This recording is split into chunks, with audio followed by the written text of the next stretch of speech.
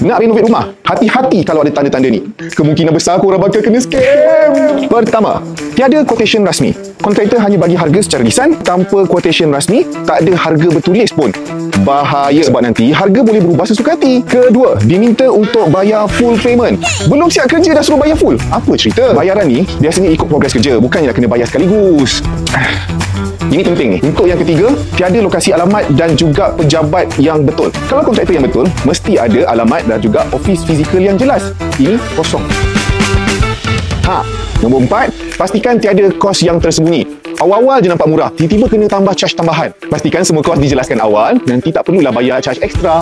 Yang kelima, tiada kontrak hitam putih. Semua benda janji pakai mulut je. Pastikan ada kontrak hitam putih untuk elakkan masalah di kemudian hari. Selain dari apa yang saya cakap tadi tu, ada lagi. Kos material tak sama dengan kualiti. Mula-mula cakap semua barang premium, tapi last-last barang murah je. Jangan tertipu tau. Minta senarai material dan pastikan kualitinya terjamin.